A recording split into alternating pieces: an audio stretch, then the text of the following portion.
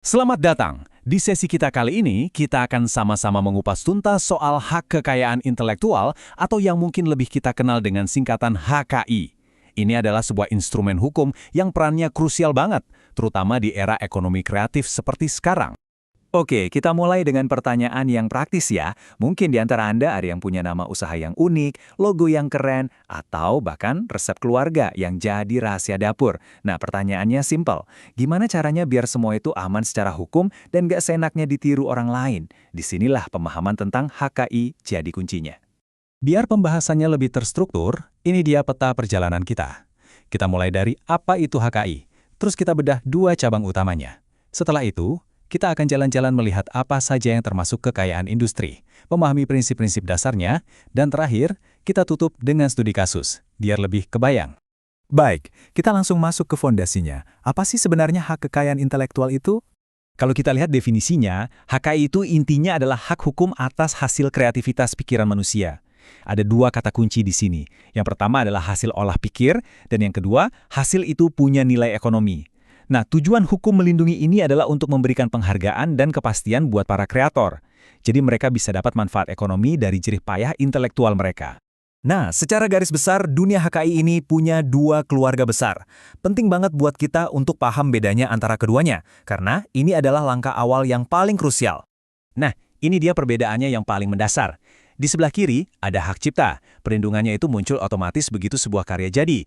Ini namanya prinsip deklaratif. Artinya, begitu Anda selesai menulis lagu atau melukis, saat itu juga haknya sudah diakui. Sebaliknya, yang di sebelah kanan, kekayaan industri, perlindungannya baru ada setelah Anda mendaftarkannya secara resmi. Ini yang disebut prinsip konstitutif. Terus, apa aja sih yang masuk kategori hak cipta? Wah, banyak sekali. Menurut undang-undang kita, contohnya itu mulai dari buku yang kita baca, musik yang kita dengarkan, sampai software komputer, dan bahkan video pembelajaran seperti yang sedang Anda tonton ini. Semuanya itu otomatis terlindungi begitu karyanya selesai dibuat dalam bentuk yang nyata. Oke, sekarang kita pindah ke cabang yang kedua, yaitu hak kekayaan industri.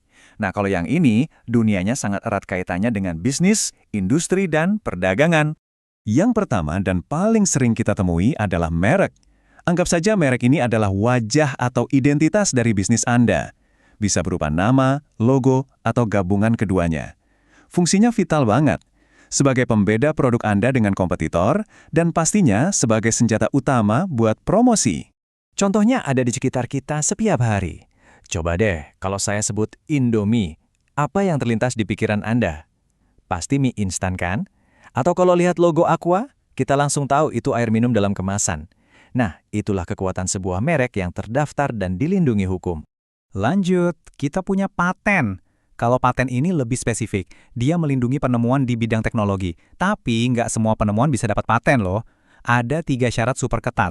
Harus benar-benar baru di seluruh dunia, harus punya langkah inventif, artinya nggak terpikirkan oleh ahli di bidangnya, dan yang terakhir, harus bisa diproduksi massal. Berikutnya ada desain industri. Penting nih buat diingat, desain industri itu melindungi penampilan luar sebuah produk, bukan cara kerjanya. Jadi bentuk botol minum yang unik, desain kursi yang estetik, atau corak dibungkus snack, itu semua bisa dilindungi sebagai desain industri. Nah, ingat pertanyaan soal resep rahasia di awal tadi?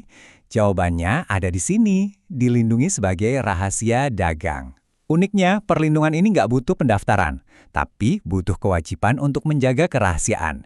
Jadi selama informasi itu dijaga ketat dan punya nilai ekonomi, hukum akan melindunginya. Ada lagi yang namanya indikasi geografis. Ini adalah perlindungan yang sifatnya komunal atau kolektif. Biasanya untuk produk-produk yang kualitasnya khas banget karena faktor alam atau cara pembuatan tradisional di suatu daerah tertentu.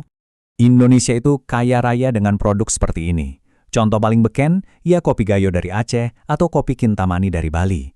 Nama Gayo itu nggak bisa sembarangan dipakai untuk kopi dari daerah lain karena cita rasa khasnya itu terkunci oleh kondisi tanah dan alam di Gayo. Oke, kita sudah kenalan dengan berbagai jenis HKI. Sekarang, kita perlu tahu aturan main dasarnya, prinsip-prinsip yang berlaku untuk semuanya. Ada 4 prinsip utama. Pertama, eksklusivitas. Artinya, cuma si pemilik hak yang boleh pakai atau kasih izin ke orang lain. Kedua, teritorial. Ini artinya, kalau Anda daftarkan merek di Indonesia, perlindungannya ya hanya di Indonesia. Mau aman di Malaysia, ya harus daftar di sana juga. Ketiga, jangka waktu terbatas. Jadi perlindungannya itu ada masa berlakunya, nggak selamanya. Dan terakhir, nilai ekonomi. HKI itu aset, jadi bisa dijual, bisa disewakan lewat lisensi, bahkan bisa diwariskan. Oke, teorinya sudah kita pegang, prinsipnya juga sudah. Sekarang, ayo kita coba terapkan semua ini ke dalam skenario yang lebih nyata. Coba bayangkan, Anda baru saja mendirikan sebuah bisnis kuliner. Anda punya 4 harta karun utama. Ada nama bisnis yang catchy, logo yang artistik, resep andalan yang super rahasia, dan terakhir, desain kemasan yang beda dari yang lain.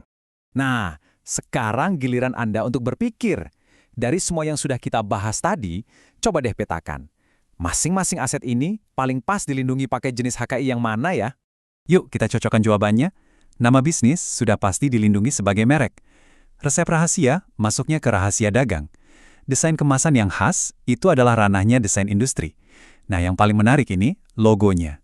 Dia bisa dapat 2 lapis perlindungan sekaligus, sebagai merek karena fungsi dagangnya dan sebagai hak cipta karena nilai seninya. Ini bukti bahwa satu produk bisa dilindungi oleh beberapa rezim HKI secara bersamaan. Jadi kesimpulan besarnya adalah, HKI itu bukan cuma soal urusan legal semata. Jauh lebih dari itu, ia adalah fondasi bagi inovasi dan bisa jadi mesin penggerak ekonomi di era modern ini. HKI memungkinkan ide dan kreativitas diubah menjadi aset yang punya nilai nyata.